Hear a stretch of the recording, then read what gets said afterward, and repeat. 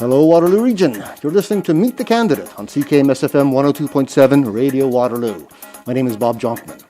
In this episode, we meet Randall Williams, the People's Party of Canada candidate for Kitchener South Hespeler, and Kevin Dupuis, the PPC candidate for Kitchener Conestoga.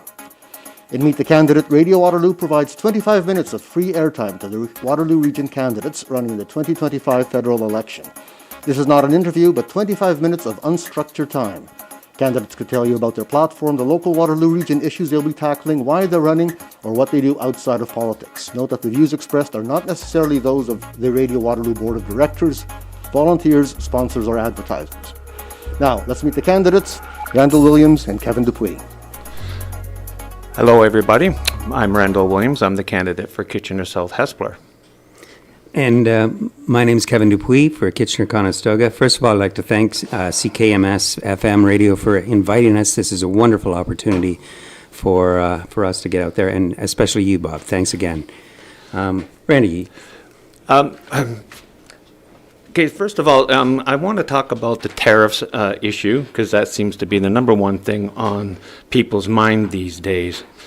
And I fear that, I won't say I fear, but I believe that most people have fear that's clouding what they need to do this coming election. They're using fear, the Liberals are using fear as a tactic to get you to vote for the Liberals. And I always think that when you use fear as a tactic, it clouds your mind to the policies of what they're going to do. All I can say is try to remember the past 10 years and see what you think about the past 10 years, because the past 10 years is going to be reflected on our future. So do you have anything to add to that, Kevin? Well, no, I would agree with you that they are using, we are all governed by fear. And this is something that we're scared into situations where that it clouds our judgment when we are used with fear. They talk about the tariffs. I think Donald Trump is in the USA. He's trying to do what is best for the USA. He wants to bring back manufacturing. It is something that we should be looking at as well, trying to bring back manufacturing to Canada. One of the big things that we can do, and environmentally, it's much better if we actually build our products here instead of sending them over to China or Indonesia or Taiwan, because we have much better controls on. I used to work for Inco. And one of the things we did at Inco is we put scrubbers on in Sudbury. Sudbury had terrible issue with acid rain. It destroyed all the lakes and forests up there. There wasn't much growing up in Sudbury until the 70s. They started, the 80s and 90s. They started doing more reforestation, trying to bring back things. But one of the things that they did is they put on scrubbers, and those scrubbers removed 98.2% of the particulate. And so we've got the technology here in Canada. We should be looking at bringing back those jobs, and trying to enforce our manufacturing right here in Canada. Because, again, I've been over to Indonesia, I've been over to China. I've seen the smokestacks coming out of our smelter plants with Inco. And, it's a rainbow of colors. You've got brown, you've got red, you've got orange, you've got green smoke coming out of all these smokestacks.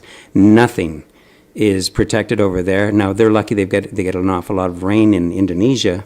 And, but these are things that, again, I just looked, it was funny, I was visiting we have a department for the environment in Indonesia. And I'm thinking, well, they're not really doing a great job here. But we do a phenomenal job here in Canada. In fact, there's not enough weight, not enough particulate in the smoke now to get it up that big stack, so they're going to have to bring that stack down. Anyway. Well, that's a different topic there, the environment and climate change. But as far as the tariffs goes, okay, Stephen Harper, back when he was Prime Minister of Canada, talked about increasing our trade other than the United States. And he was lambasted by today's Liberals for doing just that. Now, the Liberals have landlocked all our industry, pretty much, across the nation. Where the pipelines itself, our number one export could be natural gas and other fuels to the coast. But they're being blocked not only by individual provinces, but by the federal government itself, okay? Now they want to say, well, forget the last 10 years of us landlocking, we're going to reverse everything. That's what they say at first.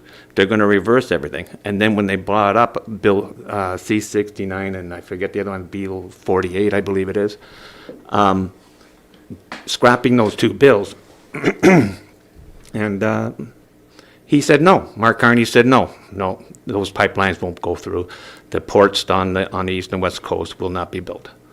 So you have to ask, okay, how are you going to ship our product to other countries if you're going to landlock everything once you get to be prime minister again?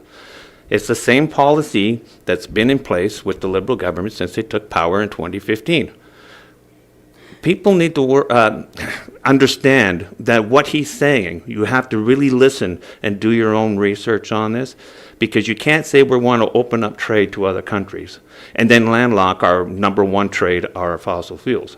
Okay, this needs to be taken into account when you go to vote. That nothing much is going to change except the last 10 years continuing on.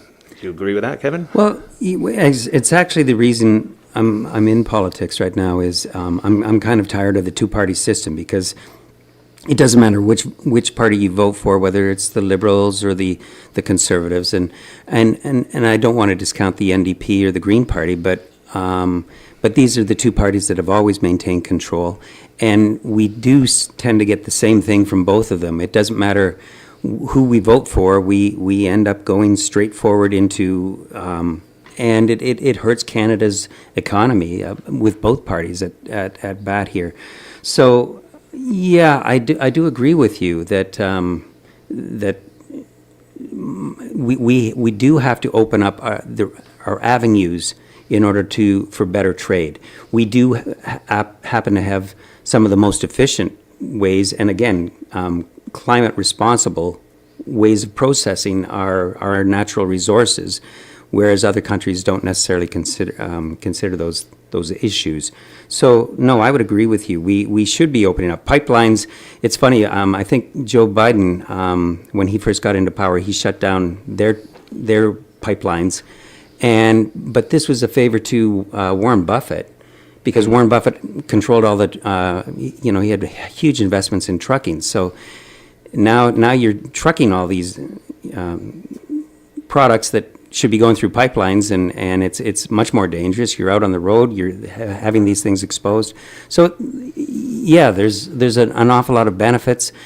There are issues with pipelines as well, and so I don't want to discount that, but we do have to find a more responsible way of getting our products to market and being competitive in the world. I agree to a point. You can't ship enough product by truck, okay? The number one shipping that's available would be the pipelines. They're much safer. Technologies have improved a whole lot. But if you remember East Palestine and what happened there, Warren Buffett also owns some of the biggest tanker train in the United States. So when they ship massive supply of fuel in tanker trains, which is what there will be left to do, there's no ifs, ands, or buts, you can have another East Palestine, right? Or basically destroyed half the town. So the issue is pipelines are the safer environmental thing. If you're really worried about climate change, pipelines is the better way to go. We're not at the position where we can get rid of fossil fuels at all. Okay, EVs have just been in the business for the last maybe 10, 15 years. They've expanded. Okay, they didn't want to even talk about hydrogen vehicles. Okay, they have them in Europe, but they started having them here in Canada, in BC. GM was having their trials of this, but then it was abandoned. Okay, and it was abandoned because the government at the time said it's not viable. right? Because we weren't in this climate changing hysteria way back then. But it is a safer prospect, okay, other than EVs, okay? Because EVs, the environmental impact, you're not going to know about until much later, okay? That's the issue, because what happens to those batteries, just like with the windmills and solar panels, what happens to them? We don't have an environmental plan to recycle these products at the moment, okay? So hydrogen fuel cells, and it's not a bomb like some people keep saying to me, I'm not driving a bomb, is no different than gasoline in your vehicle, okay? It's no different than propane. And the only thing that comes out of the pipe would be water vapor. That's it. So this is an aspect that we need to be thinking about as far as the climate change. It is interesting to see, actually BMW and I think a few of the other car manufacturers are giving up on the electrical car, and they're going to go to the hydrogen. So it's you're right. You know, the only thing coming out of the end of that pipe is water vapor. So yeah, it's definitely something that we should be investing in, taking a look at. You don't want to be owning a Tesla today. They're going to get scratched. They're going to get keyed. True. My goodness, the things that are happening right now. So. With these people that have bought their electric cars and stuff. So Yeah. there's an awful lot of other things that we should be talking about. One of the things that I feel is really important is you know, with the last administration that we have here. There was a $400 billion we ended up with this $400 billion deficit, or an add-on to our deficit. So we're now sitting at 1.2, and so again, we need to find ways of bringing that down. That is causing all kinds of issues, such as inflation. We're bringing in immigrants. Now, this was a bad word back in 2019. It got Maxim into a whole lot of problems. And he was labeled as a racist for, you know, wanting to curb the number of immigrants. Now, what's interesting to see is both parties, the Conservatives and the Liberals, have admitted that, yeah, they probably let in too many immigrants. But if we take a look at what has happened, apartment rental units have skyrocketed. You know, right now, bachelors are going anywhere from, you know, you can pick them up from $1,300 to $1,500. A single bedroom might be anywhere from $1,900 to $2,200. A two bedroom, maybe $2,400 here in the Kitchener area. Now, there are other places that, you know, you can get rooms for $500, but we have so many people. I was on the school board, and we had to do rezones, change the borders on our school boundaries numerous times because we had so many immigrants coming into the center core of Kitchener, and it's caused havoc on our education system, on our health system, on our policing system, our judicial system. It's causing, with everything that happened with the the inflation that we've ended up with the $400 billion, they just made money out of thin air. These all have repercussions, and these are things that Maxim wants to attack. We feel that we can probably balance the budget within the first year with all the excess spending. We spend an awful lot of money on foreign aid. Now, Maxim, it's funny because a lot of Maxim's policies, he was the Minister of Foreign Affairs. He was also the Minister of Industry. He was the Minister of Agriculture. And so you'll find that a lot of his policies go along all these ministries because he actually lived in them and saw what was happening. With foreign aid, he was handing checks out to all kinds of third world countries, but there's no accountability after that check leaves Maxim's hand, and he got tired of it. He was actually sending other MPs to go and deliver checks to other people or to these third world countries because he just saw, you know, that there was a misuse of these funds. The same thing happening with corporate money. Governments hand out corporations all kinds of money to their friends. There's government contracts that are handed out. There's an awful lot of stuff going back and forth that, again, he was the Minister of Industry. He started sending other politicians to send because he didn't want to be associated with that. Those were the two things that he ran on for his leadership of the Conservative Party, and those are the two things that got him basically taken out of the Conservative Party because they wouldn't listen to those ideas. He wants to eliminate a lot of the misuse of foreign affairs. We have no problem with, as the PPC, we have no problem with helping out countries that do indeed, but there's got to be accountability. And our four main pillars of the PPC is responsibility, freedom, responsibility, fairness, and respect. Well, freedom, first of all, freedom. You were involved. You had a lot of your freedom rights. As a trucker, it's interesting because people misconstrue what happened in the trucking convoy. There was a lot of those truckers were vaccinated. It wasn't just an anti-vax thing. They were all vaccinated. We weren't protesting the vaccines. We were protesting the mandated vaccines. When you start mandating a medical procedure to the population, you are no longer free. The best freedom you have is the right to your own body and your right to your own medical choices. And that was taken away from us, or everybody in this country, because the government said so. When you start going down this road, I swear, there's just nothing worse than that. Getting back to the tariffs for a moment, the tariffs are being used not as a weapon, but to try to get the Canadian government to come to the table because things need to change in this country. That's what this is for, okay? And so far, all they want to do is fight fire with fire.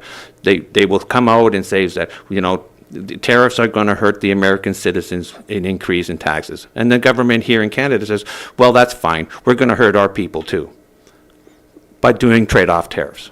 Okay, that's like, how does that solve the people who here are going to be hurt by this? You're just hurting them even more. Yeah. Go to the table, be a grown-up, and start talking, okay? I got some information here, just on finances for a moment. By the end of March of 2024, the debt accounted for 69.4% of the country's nominal GDP, as per the CEIC. Also, and here's something that's, I'm going to read this whole thing off to you. I know it's a little bit long, but you can probably get an understanding. As government taxes more, i.e. 66% of growth over $250,000 in investments, and more companies will relocate to a safer haven, like Mark Carney moving his company, Brookfield Asset Management, to New York City. And his bank accounts, right, he moved to Panama. As this will slow GDP and investment, debt and borrowing will increase until everything collapses, like Venezuela. Venezuela has a GDP to debt ratio of 146.26%. Okay, I reversed that. Debt to GDP. That means your debt is 146% more than what you make. Okay, Canada's official report as having a debt to GDP ratio of 106 by the IMF. Here's what's really important to understand. As a comparison, the debt to GDP in 2015, before Trudeau came to power, was 26.7. That's the lowest of all G7 countries. So you can just see, we went from 26.7% of debt to GDP ratio to 106 in 10 years. This is not going to change under Mark Carney. He has said so. He's going to continue the spending. And remember, this is not just federal debt, okay? This is all the other provinces combined. When you add this all together, this country is in deep trouble financially. And this tariff war, if you want to call it that, is just going to make things a whole lot worse. You got a comment on that, Mike? Kevin? No, nothing. I think there's we've got about 5 minutes left, and so there's so many other things that I'd like to maybe 20 hit minutes on. is not long enough. Yeah. So, but one of the things that again that they're using, and the media doesn't seem to be bringing out is the fact that a lot of this tariff war, even Mark Carney came out and said, it's the fentanyl tariffs. We do have an issue. We've got 4,000 gangs within Canada that the RCMP are aware of that are dealing in drugs. And a lot of these tariffs could be taken out. Trump stated, if we fix our borders up, we control the fentanyl that's coming out. There's an awful lot of stuff going on about the fentanyl.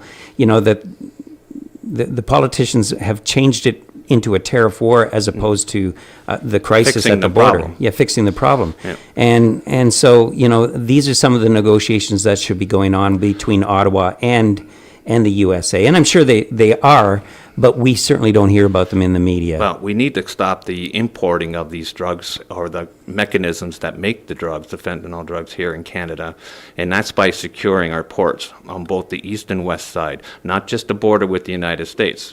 No, you're right. China's monitoring system that they created, that Trudeau implemented first in our embassies, is now at our ports, okay? So if these fentanyl drugs are coming in from China, which everybody believes that they are, including CSIS, we need to change that. We need to take China out of the equation and make sure that every ship coming in from Asia is properly searched for these drugs.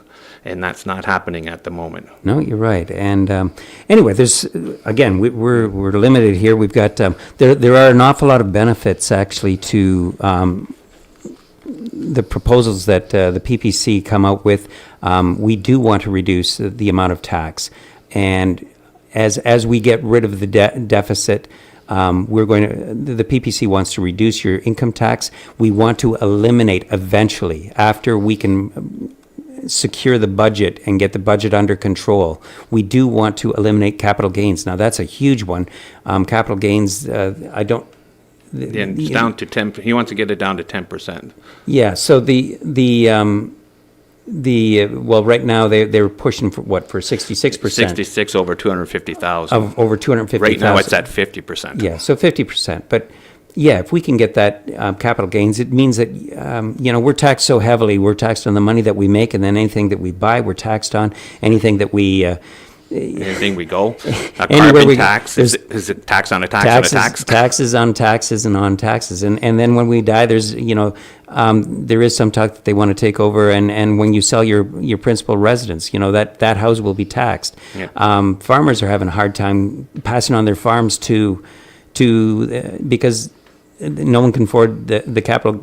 The capital tax gains on farms. Yeah. On the farms, and it's making it hard for these young farmers, these young families, to take over the family farm. And Yeah. so there's all kinds of things that are going on, and too many issues to discuss, and we've got about a minute left. Well, my only closing argument then, I guess, would be that the Conservative Party is doing the exact same thing, just not as heavily as the Liberal Party. So if you want change, only we can be the change. They're not going to change. They're going to do the same thing they always do, because together we can build a better future. Thank you so much.